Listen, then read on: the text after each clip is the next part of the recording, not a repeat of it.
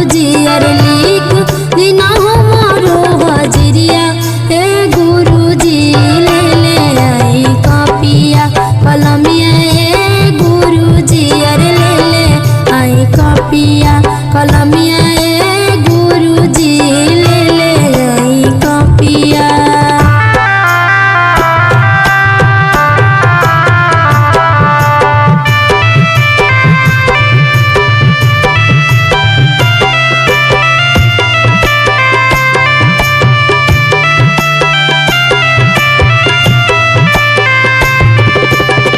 पहिला हजरिया हमारा पति जी के लिखब, पति जी के लिखब जी, पति जी के लिखब।